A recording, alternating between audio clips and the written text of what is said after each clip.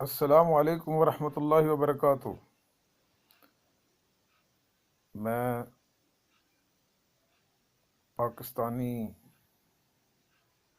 عوام سے، پاکستانی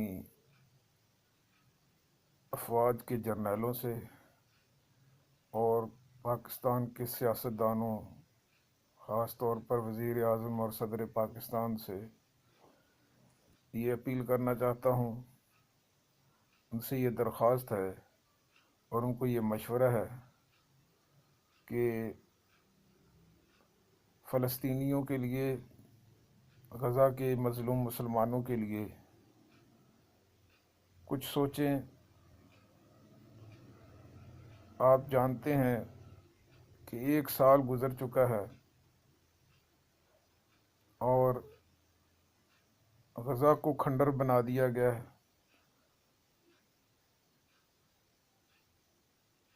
دنیا کے سب سے زیادہ مظلوم قوم وہ فلسطینی ہیں، کمزور ہیں، اور ان پر طاقتور اسرائیل ظلم ڈھا رہا ہے۔ سب سے بڑھ کر ان کی مدد امریکہ، برطانیہ، یورپی ممالک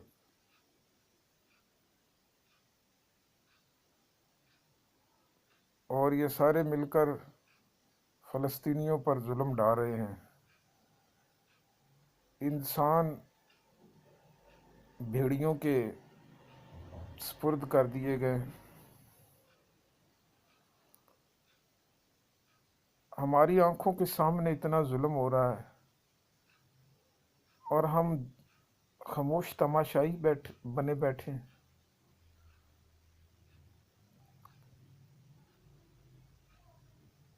پھر ہم کیسے مسلمان ہیں اور ہم کس طرح مسلمان ہونے کا دعویٰ کرتے ہیں؟ میں کہتا ہوں ہم مسلمان نہیں، ہم منافق بن چکے ہیں۔ ہمارے اندر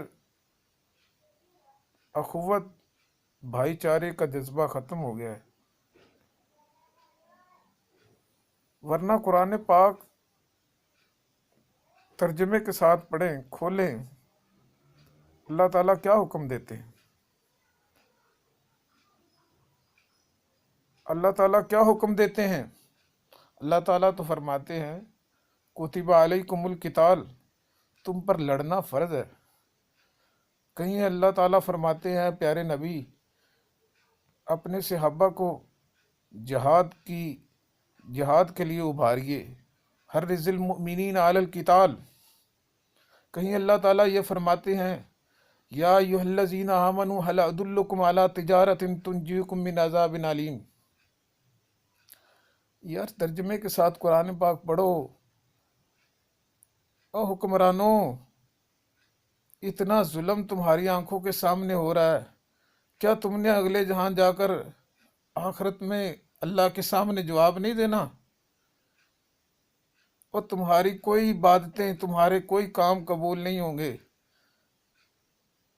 یہ جو عمرے ہیں، یہ جو نمازیں ہیں، یہ جو عبادتیں ہیں، یہ کوئی قبول نہیں ہوں گی جب تک ہم ان مظلوم مسلمانوں کے لیے کچھ نہیں سوچتے۔ سامنے مسلمان مر رہے ہوں اور ہم جو ہیں نوافل میں مصروف ہوں، یہ کس طرح اللہ تعالیٰ قبول کرے گا ہمارے نفل؟ کس طرح ہماری یہ عبادتیں، تسبیحات اللہ تعالیٰ قبول کریں گے؟ اب یہ فرض عین ہو چکا ہے۔ اب سارے مسلمان جہاد کی تیاری کریں، ٹریننگ کریں، اور یہ جو بڑے بڑے سرمایہ دار ہیں نا، ان کو اب چاہیے کہ سرمایہ کو اب اسلحہ ساز فیکٹریاں بنانے میں صرف کریں۔ سب لوگ اسلحہ ساز فیکٹریاں بنائیں۔